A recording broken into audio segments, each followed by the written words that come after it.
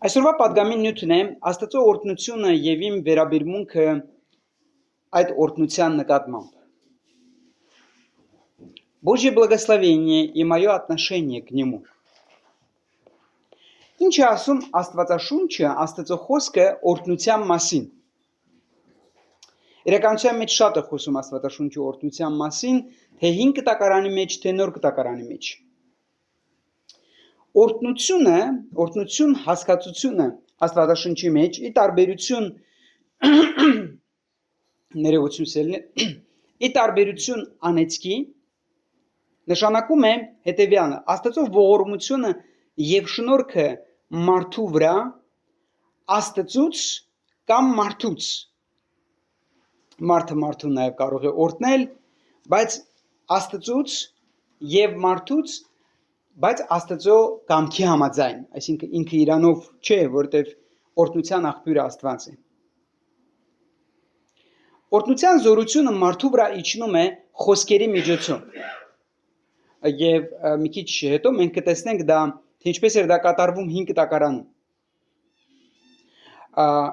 Օրհնվածը ինքը օրհնության աղբյուր էր դառնում ուրիշների համար։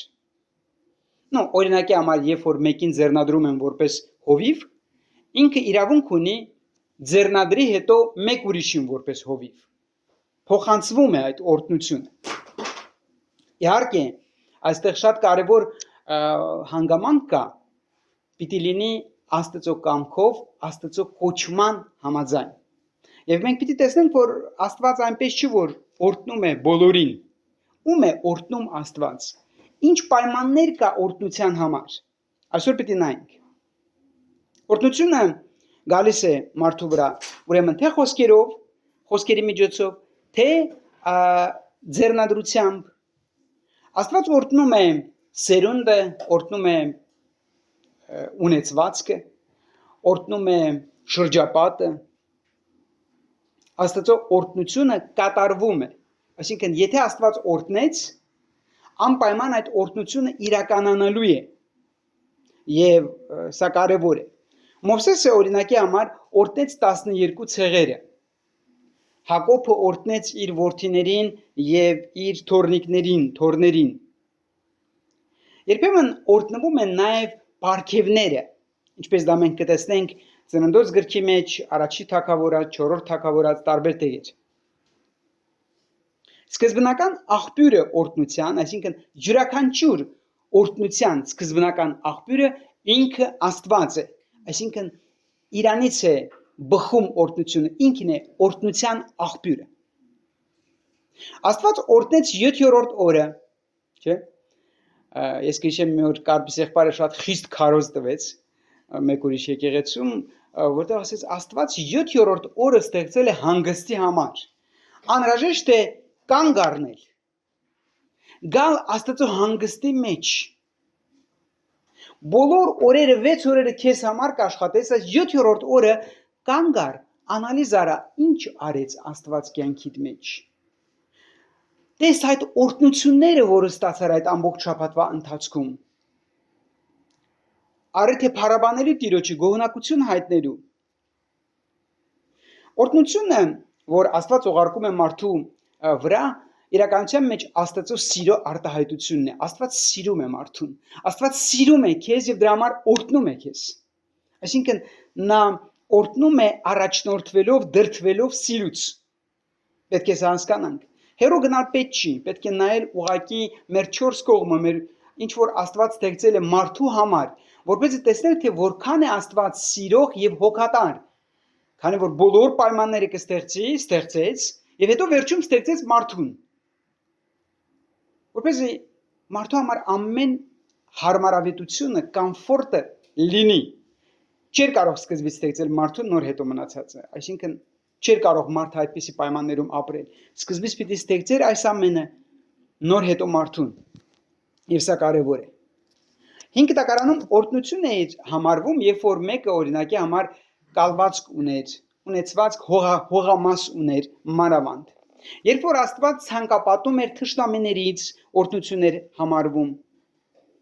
Տարբեր տոնական պաշտամունքների ժամանակ հատուկ կարգ կար։ Ահարոնի որդիներին այսինքն քահանաներին հրահանգված, որպեսզի օրհնեն ժողովուրդը։ Քահանաներն էին օրհնում ժողովրդին, թագավորներն էին նաև օրհնում ժողովրդին, օրհնվում էին նաև զոհաբերությունները, ընծաները, որ բերում էին։ Իրականության մեջ ծերներ հնուց եկած անեծք կա մարդկության վրա։ Եվ Տեր Հիսուս եկավ եւ այսօրերը մենք տոնում ենք Սուրբ Ծնունդը, Հիսուս եկավ որպեսզի հեռացնի այդ անեծքը, հանի այդ անեծքը։ Եվ մեզ բերի այն օրհնության մեջ, ինչ որ Աստված խոստացել էր ժամանակին Աբրահամին։ Ինչպես հիշեցինք սկզբից, Տերը օրհնեց երեխաներին։ Շատ է գրված օրհնության մասին սերներ։ Իր համբարձումից առաջ, եթե ուշադիր կարդանք Ղուկաս ավետարանը 25-րդ գլուխ, մենք կտեսնենք, որ իր համբարձումից առաջ Տերը ձեռքերը բարձրացրեց եւ օրհնեց իր աշակերտներին։ Սրանք իրենց հերթին արդեն լիազորություն ունեին օրհնելու ուրիշներին։ Եվ այս բոլորը վկայում է Աստծո զորության, Աստծո սիրո մասին։ Հետաքրքիր է, որ մեզ քրիստոնյաներիս համար պատվիրված է օրհնել անգամ թշնամիներին եւ մեզ հալածողներին։ Մենք կարծում եմ, մի սրտե կօրհնենք նրանց, ում որ սիրում ենք։ Բայց կարող ենք օրհնել մեր թշնամիներին, կարող ենք օրհնել մեզ հալածողներին, մեր հավատքի համար։ Տերը սովորեցնում է, եւ եթե հետևորդ եմ ասում, ես Քրիստոսի հետևորդն եմ, ես պարտավոր եմ Տիրոջ խոսքը կատարելու։ Եվ իրապես դու այն զգացմունքներն են քո մեջ առաջ գալիս, որ Աստված ունի իր մեջ, այն սիրո զգացմունքները։ Օրհնել նրան, ում որ սիրում ես, ում նկատմամբ որ սիմպաթիա ունես եւ այլ, դա հեշտ է։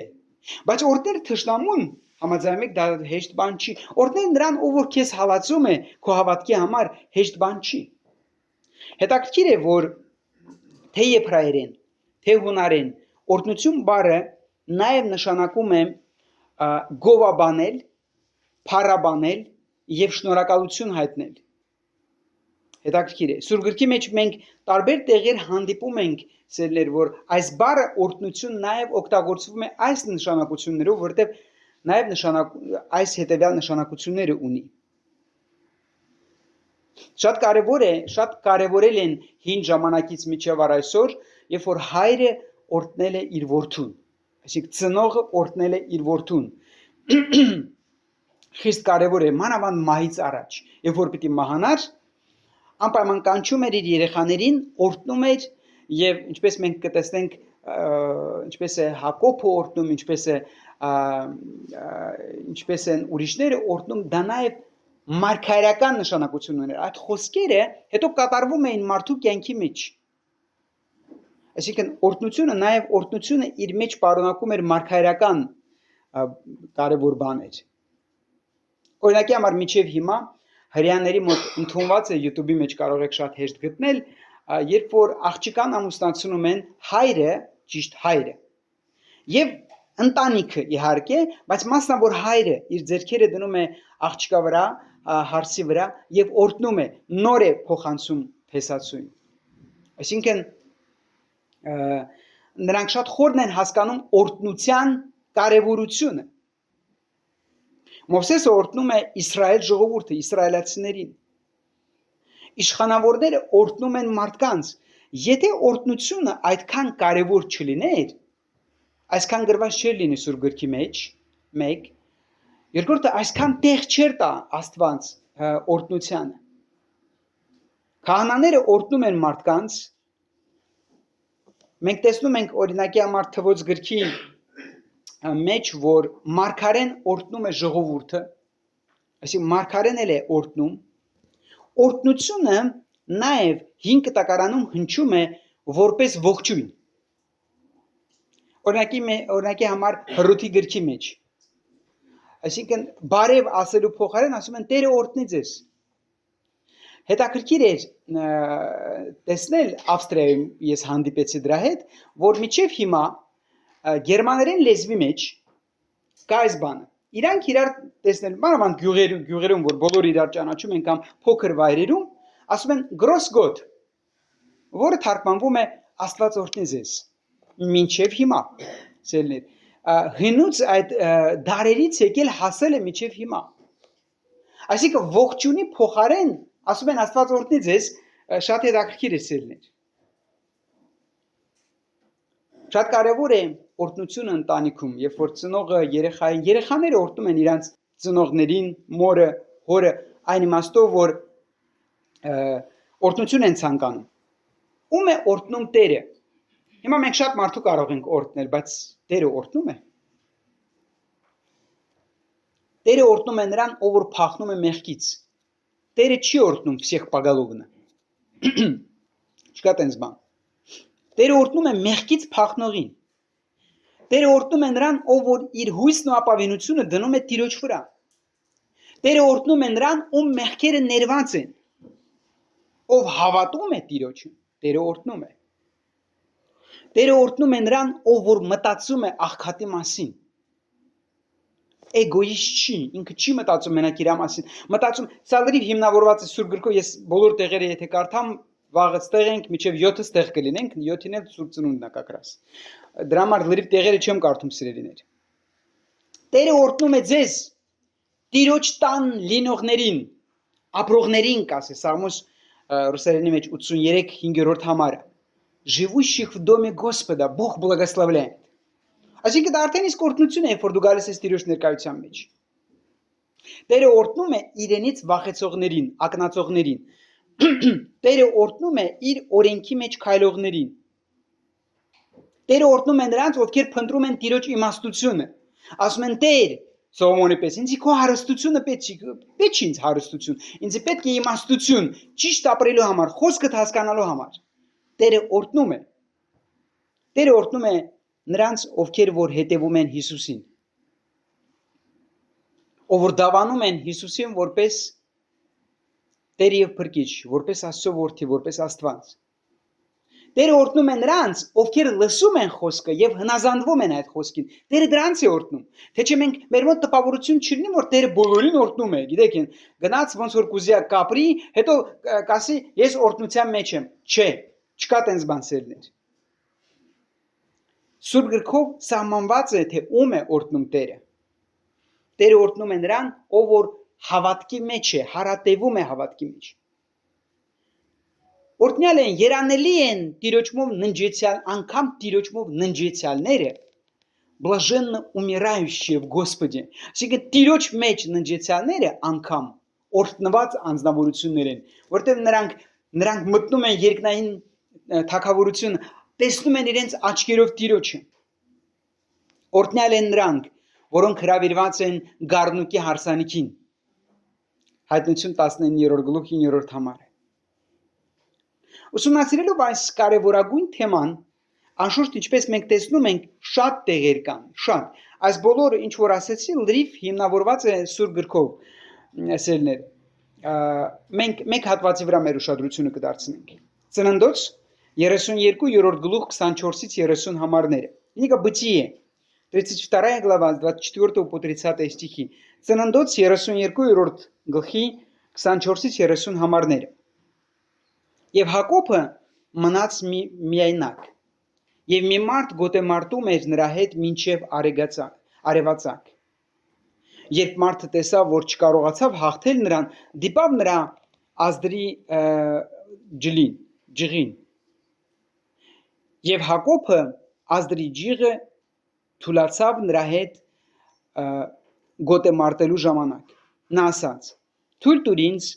որովհետև արշալույսը բացվեց»։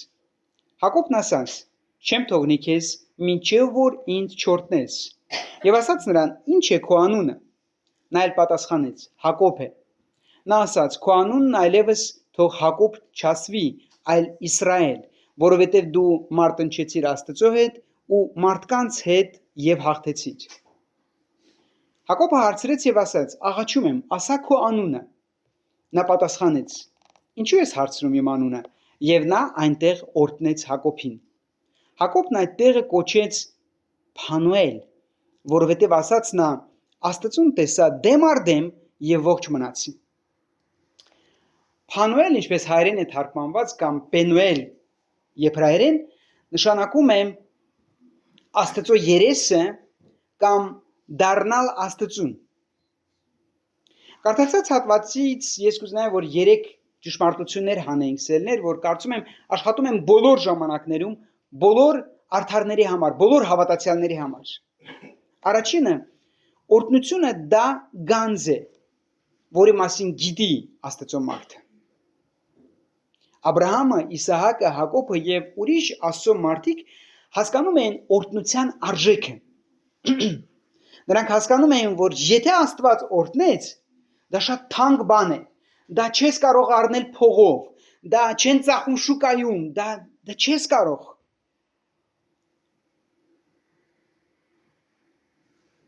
Երբ որ մենք խոսում ենք օրհնության մասին, դա չի վերաբերվում միայն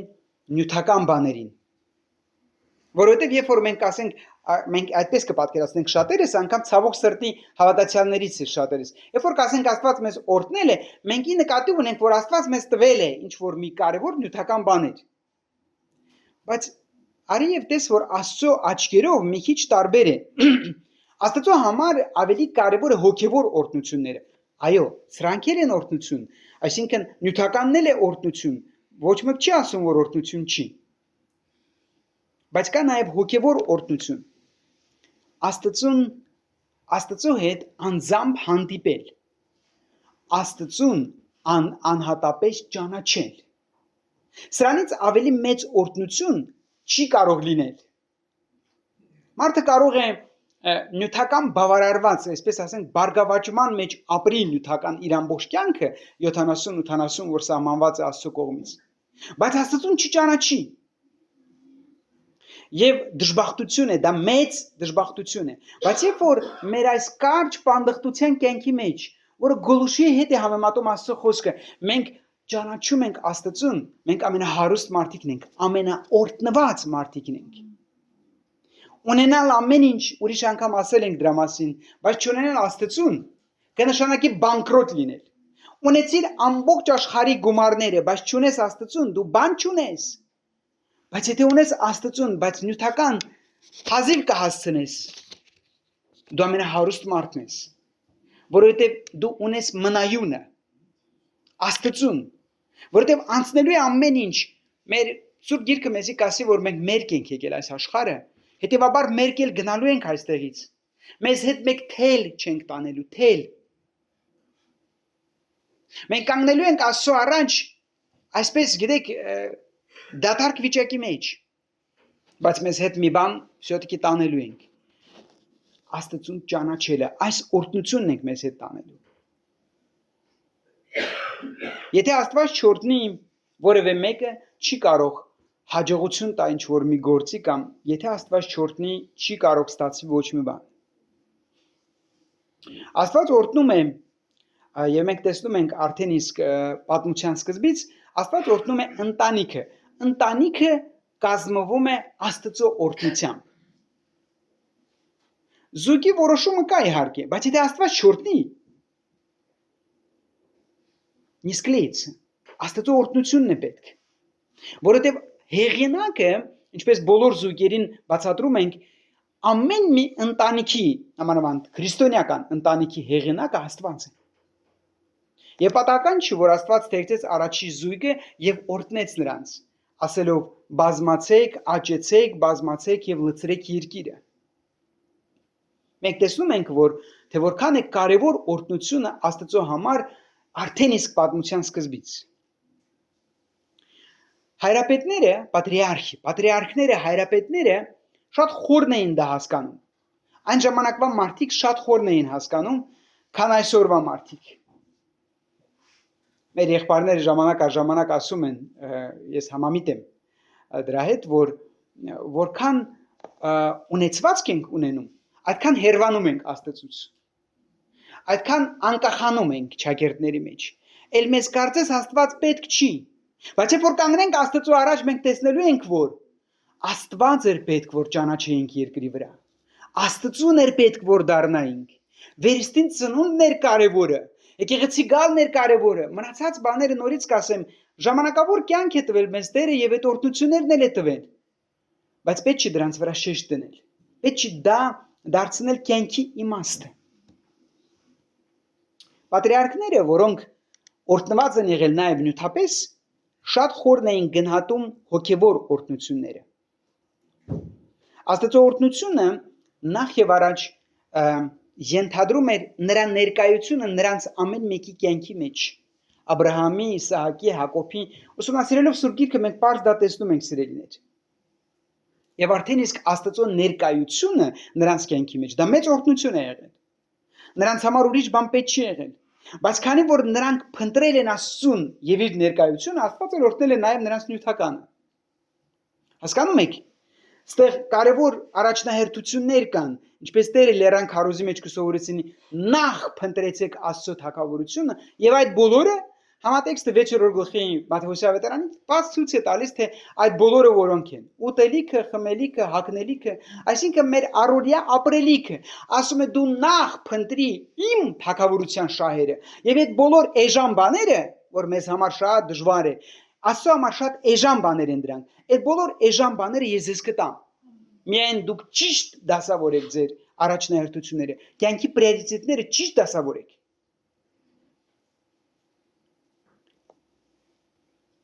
Աստծո ներկայությունը նաև նշանակել է, որ հայրապետները, պատրիարխի,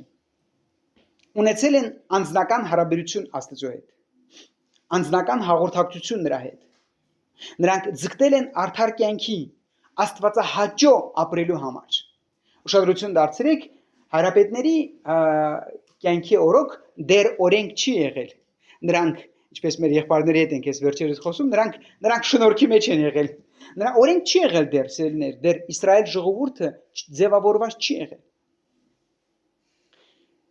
Եվ Աստծո տված օգնությամբ նրանք արդար կյանք էին ապրում, Աստծուն հաճելի եւ Աստված էլ օրհնում էր իրենց։ Պատրիարքները հասկանում էին, որ օրհնությունները, որոնք իրենք հիմա ունեն, ազդելու է ոչ միայն իրենց կյանքի վրա, այլ իրենց սերունդի վրա։ Այսինքն իրանք կգնան, բայց այդ օրհնությունները կշարունակեն երկրի վրա աշխատել, պետք է ասել, որ աշխատում են միջև առայսօր, միջև հիմա, հենց միջև այս վայրկյանը, այն օրհնությունները, որը խոստացել է, որով օրհնել է Աստված հայրապետներին, Աբրահամին, Իսահակին, Հակոբին, աշխատում են մարդկության եւ տարբեր բազում ժողովուրդների կյանքի մեջ միջև այսօր։ Ազդում է Աբրահամի օրհնությունը հասել է անգամ միջև մեզ։ Քրիստոսով մենք այդ օրհնությունները ժառանգել ենք եւ սա մեծ ձեռքբերում է սիրելիներ։ Ուրեմն նրանք գիտեին սիրելիներ, որ Աստծո օրհնությունը շատ կարևոր է։ Եվ մենք այսօր գտնվելով Աստծո տանը իմանալով, որ օրհնության պաշտամունք է, խելացի ես, որ եկել ես, չես բացակայել, որտեղ շատ բացականներ ունենք այսօր։ Որովհետև հասկանում ենք խորությունը, ինչ կնշանակի օրհնությամբ սկսել տարին, օրհնությամբ շարունակել կյանքը, Աստծո օրհնությամբ։ Երկրորդը, օրհնությունը դա մի գանձ է, որը Աստծո մարդը ուզում է ստանալ։ Այսպես էգոիստական չթվա, Աստծո մարդը ուզում է դա։ Վատ բան չի դա ուզելը։ Հայրապետները եւ օրինակի համար Հակոբը հասկանում էր, թե որքան կարևոր է ստանալ այդ օրհնությունը։ Նա իր հորից Իսահակից օրհնություն ստացավ եւ հիմա ցանկանում է Աստծուց անձամբ օրհնություն ստանալ։ Ինչու՞։ Որովհետեւ հասկացավ, որ այնինչ որ ինքը ստանում է հիմա Աստծուց, ինչ որ ուզում է Աստծուց, ազդելու է իր երեխաների, իր թոռների եւ իր սերունդի վրա։ Ուշադրություն դարձնենք Ծննդոց գիրքը կարդալուց, երբ որ Հակոբը օրհնում է Իսահակին եւ հրահանգ է տալիս ըստեյության, ասում է նայ, Քանանի աղջիկներից չուզես, չվերցնես քեզի կին։ Ուղարկում է Խարան։ Ասում է գնա մեր իմ երկրից, ընդեղից աղջիկ վերցրա։ Ինչ որքան կարևոր է դա սերներ։ Ճիշտ կին ընտրելն էլ կարևոր է, որպեսզի կյանքդ օրհնված լինի։ Այն մեծերին լսել է, այս պահին են ասում, որ մեծերին լսել է պետք է։ ճանապարհին գնալուց հիշում եք, նա երազ տեսավ։ Աստիճաններ, որ բարձրանում էին միջև երկինք եւ վերևում, ամենավերևում Աստված էր։ Եվ Աստված այդ օրը ուխտ արեց Աստծո հետ, պայմանագիր կապեց։ Ծննդոց 28-րդ գլուխ 20-22 համարները։ Հակոբն ուխտ արեց եւ ասաց. Եթե Աստված ինձ հետ լինի եւ ինձ պահպանի այն ճանապարհին, որով ես գնում եմ, ինձ ուտելու հաց եւ հագնելու հագուստը, եւ ես խաղաղությամբ վերադառնամ իմ հոր տունը, Տերն ինձ համար Աստված լինի։ Եվ այս քարը, որ ես կանգնեցրի որպես հուշարձան, Աստծո տուն թող կոչվի, թող լինի, Բեթել, դրա համար կոչվի Բեթել, կոչվի Աստծո տուն։ Եվ այն ամենից, ինչ որ դու ինձ տաս, ես քեզ 10-րդ կտամ։ Հակոբը ոչ միայն տեսնում էր Աստծո օրհնությունները, այլ նաև գնահատում էր Աստծո օրհնությունները։ Այլ նաև ուներ շնորհակալ սիրտ պատասխանի այդ օրհնություններին։ Դու ինձ կասե, եթե հետ վերադարձնես, ճանապարհին պահես ինձ, վտանգավոր էր, այնպես չմտածենք, թե հիմիկվա նման էր։ Նստեցիր գնացքը կամ օթանավը գնացիր եկար հարյուրավոր կիլոմետրներ անապատով, ոչ անապատով, պիտի ոտով գնայիր, կհասնեիր տեղ թե ոչ, մենակ Աստված գիտեր։ Գազաններ կային ճանապարհներում, հանցագործներ կային ճանապարհներում, ով ասես որ չկար։ Դրա համար ինքը գիտի ինչ է ասում։ Ինձ եթե պահես, ես վերադառնամ իմ հոր տունը, մեկ խոսքով եթե դու ինձ օրհնես, ուրիշ խոսքերով, եթե դու ինձ օրհնես, ես էլ իմ հերթին անելիք ունեմ քո նկատմամբ։ Այն ինչ որ ինձ տաս, իմ եկամուտի 10% քեզ կտամ, 10-րդը կտամ քեզ։ Անշնորհակալ չեմ մնա, Տեր, արի պայմանագիր կապենք իրար հետ։ Եվ պայմանագիր են կապում։ Եվ այսպիսի պայմանագիրներ շատ կան։ Աբրահամը չունեցել ուխտ Աստծո հետ։ Մյուս հայրապետները չեն ունեցել։ Անգամ Ադամի մասին է գրված, որ ուխտ է ունեցել Աստծո հետ։ Մարգարեական գրքերի մեջ, Օսիա մարգարեության մեջ գրված է դրա մասին։ Աստծո մարդը ունի ուխտ եւ ուշադրություն դարձնենք սիրելիներ, որ Հակոբը, այսինքն այս խոսքերը Հակոբի շնորհակալության սրտի արձագանքն է։ Եվ սրանով նա կասի ես ռեալ ճանաչեցի քեզ Տեր Աստված։ Ունեցա հանդիպում քո հետ, գիտեմ քո ով լինելը։ Իսկ մենք չենք ուզում օրհնվենք սիրելիներ, օրհնություն չենք ուզում ունենալ, ստանալ Աստծուց։ Իսկ մենք Աստծո հետ ուխտի մեջ չենք, ամեն մեկս այստեղ գտնվող Աստծո հետ ուխտի մեջ ենք։ Մենք Աստծո հետ ուխտի մեջ ենք։ Եվ այդ ուխտը հաստատվել է մկրտության օրը։ Ամեն մեկս, եւ մենք ասել ենք, խոստանում եմ, Հիսուս, դու իմ փրկիչն ես, դու իմ Տերն ես, ես քո զավակն եմ։ Что это такое, знаете? Это юридический документ. Одна сторона и вторая сторона. Մեր հարաբերությունը Աստծո հետ իրավաբանական նշանակություն ունի։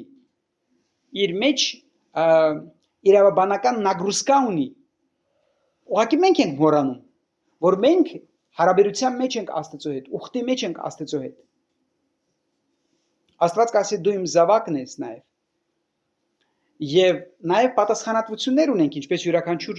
պայմանագրի մեջ մենք էլ պատասխանատվություն ունենք։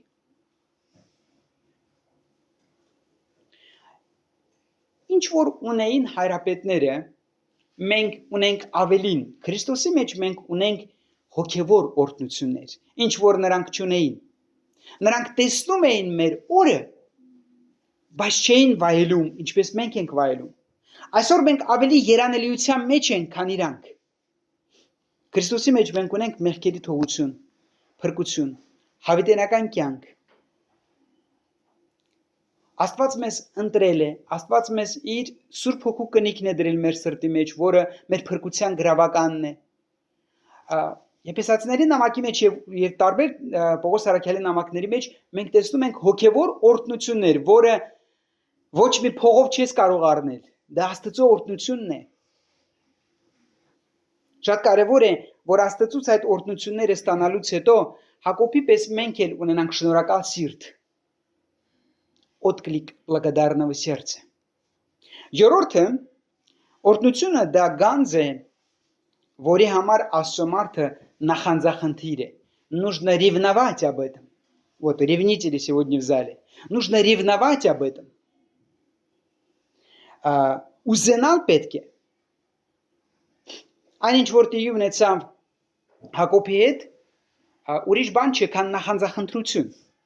26-րդ համարի մեջ նորից մեր ուշադրությունը դարձնենք։ Նա ասաց. «Թույլ տուր ինձ, որովհետև արշալույսը բացվեց»։ Հակոբն ասաց. «Չեմ թողնի քեզ, մինչև որ ինձ չորտնես»։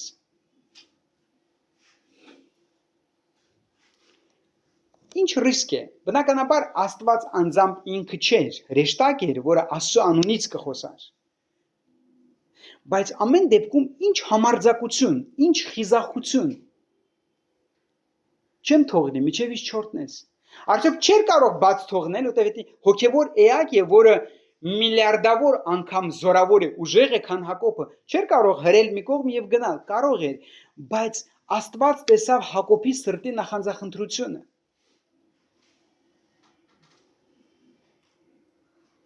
Այն համառությունը, որ նա ուներ, նա հասկանում էր օրհնությունը, այսպիսի պահ ամեն օր չի լինում, դեմ առ դեմ հանդիպել Տիրոջը, այսպիսի պահ չի լինում ամեն օր, չեմ թողի Տեր միջև չորտնես։ Հետաքրքիր բան կա այստեղ, քո անունը, ինչ է քո անունը Հակոբ, իրականության մեջ եբրայերեն Հակոբ նշանակում է խաբեբա։ Հիմա քո անունը կլինի Իսրայել, էլ Աստվածը գիտեք, Իսրայել նշանակում է Աստծո հետ մարտնչող, Աստծո հետ բորющийся с Богом ռուսերեն թարգմանվում է։ Բայց երբ որ Հակոբն է հարցնում, ինչ է քո անունը, իրեն պատասխան չի տրվում։ Հիշենք, որ 5 տակարանի ընկալման մեջ մարդու անունը կապված էր նրա անհատականության հետ։ Մեծ նշանակություն ուներ անունը։ Դա հիմա է որ սիրուն անուն են ուզում դրեն երեխային, բայց թե ինչ է նշանակում այդ անունը, շատերս քիչ են խորանում։ Բայց 5 տակարանում անունը մեծ նշանակություն ուներ սերներ։ Անունը Հակոբ է, հիմա կլինի Իսրայել, Աստծո հետ մարտնչող, այդ նախանձախնդրությունը ունեցող, Աստծուց օրհնություն վերցնող։ Զարմանալի չի, որ բոլոր ժողովուրդների մեջ այս ժողովուրդը, Իսրայել ժողովուրդը, կստати, никто не отменял, միջև հիմա էլ օրհնված են։ Մեկ վարքյան ամբողջ աշխարհի ֆինանսական համակարգը հрьяաների ձեռն է։ Ամբողջ աշխարհի։ Չկա տենց կառավարություն, որտեղ հрья չկա։ Գոյություն չունի տենց պետություն, որտեղ հрья չկա։ Պատահական է սա։ Ոչ։ Աստված ինչ որ ասել է իր ժողովրդի համար, բար առ բար կատարվել է սիրելիներ։ Մեկ մեծ ձախողում ունեցան։ Իրեններին եկավ եւ իրենները չճանաչեցին իրեն։ Սա մեծ ձախողում էր։ Եվ դրա համար աղոթում ենք, որ արթնություն լինի իրանց մեջ, ճանաչեն ճշմարտությունը, իսկ ճշմարտությունը Հիսուսն է։ Մենք այստեղ ենք, որովհետև նախանձախնդրություն ունենք Աստծուց օրհնություն ստանալու համար։ Եվ մենք ուզում ենք, որ օրհնվի նաև այս տարին 2026-ը։ Ընդամենը այս տարին մեր կյանքի մի հատվածը պիտի լինի։ Մենք չգիտենք, թե իր հետ ինչ է բերելու այս տարին, բայց մենք գիտենք մեկ բան. եթե Աստված օրհնեց մեզ, իր ներկայությունը մեզ հետ եղավ, ничего не страшно։ Ինչպիսի գործնական հետևություններ ենք կարող անել սերներ։ Անհրաժեշտ է խորը գիտակցել օրհնության արժեքը։ Մատերի արանքով չնայել դրան։ Քանի որ Հակոբին ենք հիշում այսօր, մի քանի երկու համար էլ կուզեմ կարդամ ձեզ համար Ծննդոց 28-րդ գլխի 13-14 համարները։ Եվ ահա Տերը կանգնած էր դրա վրա։ Տեսելքի մասին է, որի մասին մի քիչ առաջ պատմում էի։ Նա ասաց. Ես եմ Տերը, քո հայր Աբրահամի Աստվածը եւ Իսահակի Աստվածը, այդ հողը, որի վրա պարկած ես, ես քեզ եմ տալու եւ քո սերնդին։ Քո սերունդը երկրի ավազի չափ կլինի եւ կտարածվի դեպի արևմուտք ու արևելք, դեպի հյուսիս ու հարավ, քեզանով եւ քո սերնդով կորտնվեն երկրի բոլոր ցեղերը քեզանով կորտնվեն։ Քրիստոսով այսօր տարբեր ազգերից փրկվածներ կան, որ նույնպես եկավ իր ժողովրդի մեջ, ճիշտ է։ Մենք այսօր օրտնված ենք նույնպես։ Մենք այսօր Աստծո ժողովուրդն ենք եւ վայելում ենք այդ օրտնությունը սերներ։ Եթե դու սիրտդ հանձնել ես Հիսուսին, իրապես ճանաչել ես նրան որպես քո Տերը եւ Փրկիչը, մտել ես այդ օրտնության տակ, Տիրոջ օրտնության տակ։ Անհրաժեշտ է գիտակցել, որ մեզ համար շատ կարևոր է այդ օրտնությունը։ Գիտեք, այնպես չի որ են մեր հայերենի մեջ խոսք կա, չէ՞, ասում է դե կլինի, չլինի, տենց արտահայտություն կա։ Այս դրա մասին չի։ Չի լինի, կլինի, ոչինչ։ Պիտի լինի, նախանձախնդիր պիտի լինի, որ անպայման լինի, պարտադիր լինի։ Հասկանում եք։ Իսկ որպեսզի լինի օրհնություն Աստծուց, անհրաժեշտ է նախանձախնդրություն։ Բացի մնացած բաներից, մեղքից հեռու պետք է մնալ, Տիրոջ վրա հույսը դնել, Տիրոջը հետևել եւ այլը, բացի այս բաներից, որ նորից չկրկնվեմ։ Անհրաժեշտ է ծարավ լինել այդ օրհնության, ուզենալ այդ օրհնությունը, ոչ թե մատերի արանքով նայել, ոչ թե ականջի հետև գցել, ոչ թե ասել ոչինչ, ոչ։ Ասոմարթը նախանձախնդիր պիտի լինի քո կյանքը, իմ կյանքը Աստծո ձեռքի մեջ է, նա է հեղինակը, նա է գրում, իսկ նա գրում է ամենալավը։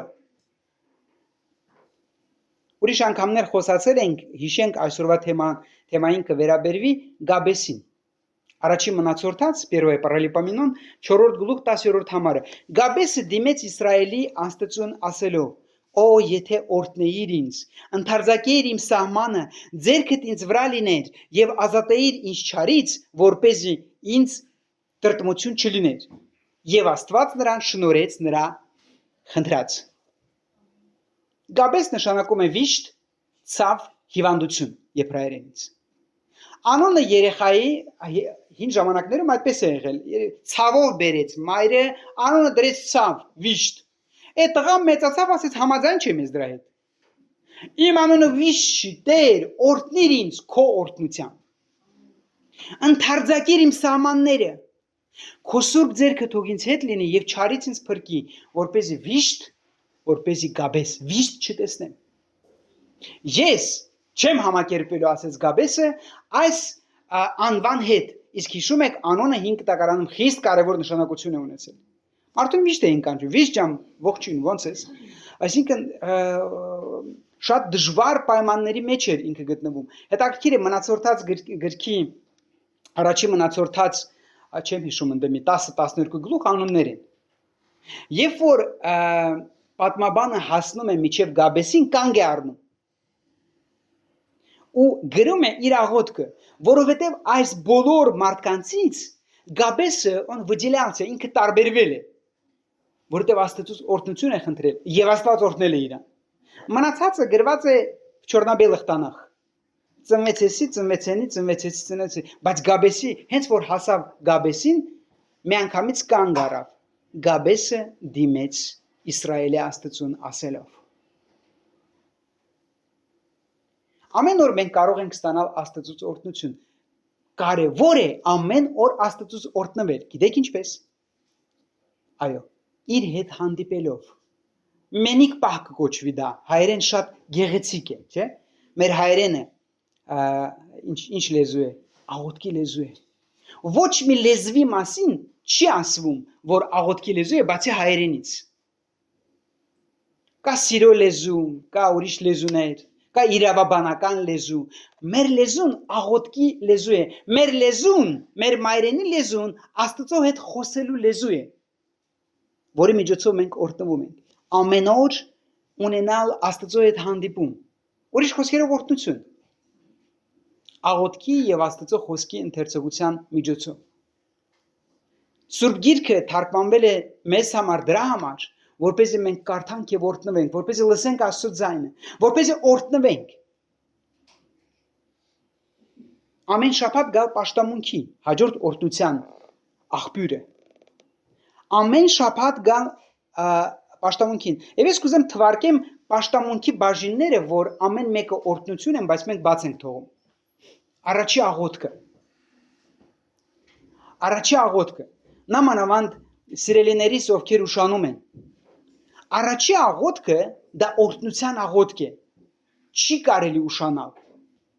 Наоборот, ընդհակառակը մի քիչ շուտ պիտի գանք աղոթաժողովին մասնակցենք, ներքին настройка լինենք, որպեսզի կարողանանք մտնենք Տիրոջ ներկայության մեջ, որպեսզի մի բան տանք տալու ունենանք եւ ստանանք նաեւ։ Առաջի աղոթքը, հետո փառաբանությունը, երկրորդ օրհնությունը։ Երբ որ մենք փառաբանում ենք Աստծուն իր ներկայության մեջ ենք մտնում, եւ սա օրհնություն է, ինքը իրանով արդեն օրհնություն է։ Իսկ եթե այս փառաբանությունը բաց թողեցի, մի քանի երգ այլ երգում են, կարևորը քարոզին հասնեմ, երբեմն կարող է այդպես ենք մտածում։ Սխալ մտածելակերպ է։ Սխալ, աստվածաբանորեն սխալ, մարդկայնորեն սխալ։ Հետո քարոզը։ Քարոզը ինքն իրանով հաջորդ օրհնությունն է, սիրելիներ։ Աստված ասում է ինձ փառաբանեցիր, դե հիմա ուշադիր լսի թե ինչ եմ ուզում ես քեզ ասեմ, որպեսզի օրհնվես ամեն մի խոսքով։ Իսկ վերջում է առաքելական օրհնությունը, սիրելիներ, որ կատարում է Հովիվը վերջում, դա օրհնություն է։ Ուրեմն նայեք, պաշտամունքը ինքն իրանով օրհնություն է, չի կարելի առաջինը ուշանալ, երկրորդը պաշտամունքի առաջի վարքյանից մինչև վերջի վարքյանը դահլիճից բացակայել չի կարելի սա։ Մենք օրհնությունից մենք մեզի թշնամի չենք խոմ, որ օրհնությունից զրկում ենք մեզի։ Օրհնությունը վայելի, օրհնությունը ստացի, օրհնված մարդ եղի, որ կյանքում էլ կարողանաս երևա, գիտեք, օրհնված մարդը տարբերվում է։ Դու որ այս օրհնությունները ստանում ես պաշտամունքի ժամանակ, դու արդեն օրհնյալ ես լինում, իսկապես օրհնվածը տարբերվում է սերներ։ Հաղորդությունը։ Դու գիտեք, որ հաղորդությունը դա օրհնություն է, կրոմի всего прочего։ Տիրոջ պատվիրանն ենք կատարում, մահը եւ հարությունն ենք հիշում եւ այլը, նաեւ երկրորդ գալուստը, բայց սա օրհնություն է սիրելիներ։ Պողոս առաքյալն է գրում առաջի Կորինթացիների 10-րդ գլխի 16-րդ համարի մեջ ուշադիր լսենք։ Օրհնության այս բաժակը, որ օրհնում ենք, հաղորդություն չի Քրիստոսի արյանը։ Այն հացը, որ կտրում ենք, հաղորդություն չի Քրիստոսի մարմնի։ Հաղորդությունը դա մեծ օրհնություն է սիրելիներ։ Մենք գալիս ենք եկեղեցի նաև այսօր փառաբանության ժամանակ արեցինք, որպեսզի քահանայական օրհնություն ստանանք։ Թվոց 6-րդ գլուխ 23-ից 26 համարները։ Խոսիր Ահարոնի ու նրա որդիների հետ եւ ասա. այսպես օրհնեք Իսրայելի որդիներին, ասելով նրանց. Տերը օրհնի քեզ ու պահպանի քեզ։ Տերը պայծառացնի իր երեսը քեզ վրա եւ ողորմի քեզ։ Տերը բարեհաճ լինի քո հանդեպ եւ խաղաղություն տա քեզ։ Սա գանձեր են ամեն մի բառը սերներ։ Ու երբ որ դու հավատքով դա ընդունում ես, դա սկսում է աշխատել։